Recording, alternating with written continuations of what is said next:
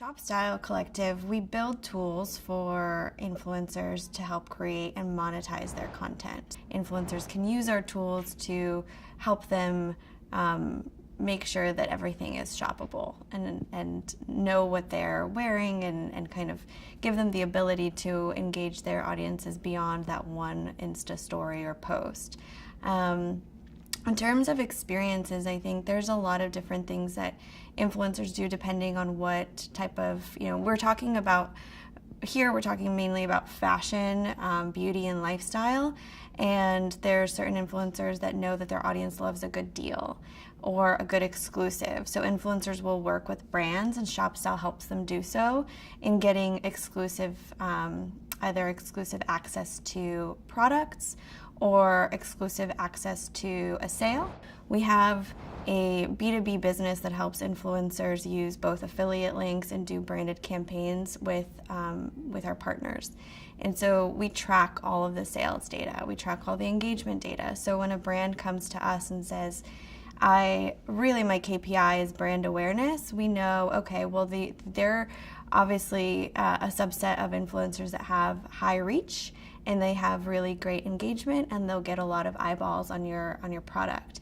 But when they come to us and say, I really want a 3-to-1 ROI at least, I want to drive sales, we know, we can search within our data and say, okay, this subset of influencers has driven a high conversion rate for sneakers. Let's do a campaign with them because they clearly have an influence over their audience, and their audience will buy this specific category, this specific brand. So really it's about our data and using our data to help marketers and help the brands that we work with make the best decisions as to which influencers to choose for campaigns.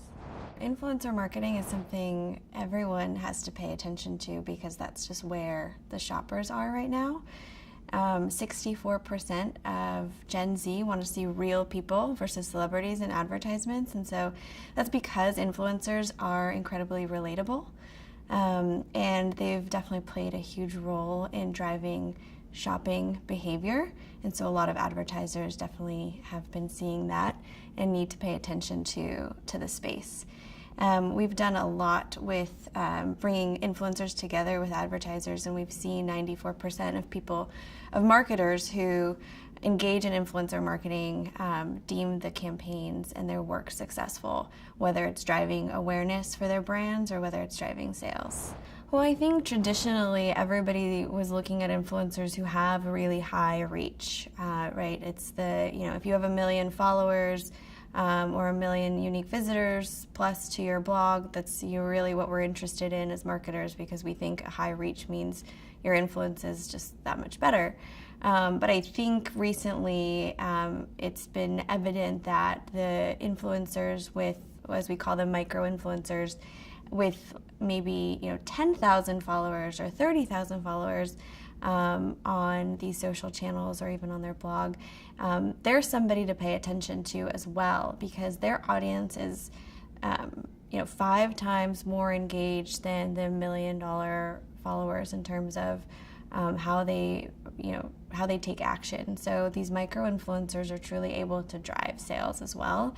And the ROI is pretty good because they're typically less expensive, because influencers will charge based on their reach typically. So it's just a better value for marketers, and something that I think they need to pay attention to. The other thing is about giving up control, which is really difficult.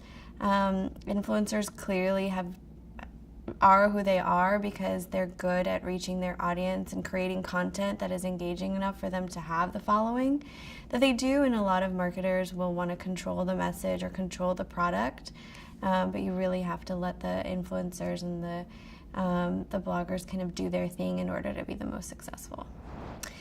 So it's funny because everyone thinks about influencers as really, really high upper funnel in driving inspiration, but I've seen it be successful in all the areas of the purchase funnel. And as we talk about the purchase funnel, it's a little bit, non-existent anymore. It's no longer this straight funnel. It's kind of this cycle where you will see something on Instagram and then you'll get that same ad retargeted on your laptop, and then you'll see it on somebody on the street and be reminded, oh yeah, I saw that somewhere and I'm going to purchase through maybe ShopStyle and search for that item. So we see influencers be impactful across the entire journey, whether it's driving inspiration through their content or because there's certain influencers that are more aspirational and they definitely ignite the demand for certain items. They drive sales. There's a good amount of influencers that we see that have a really high conversion rate,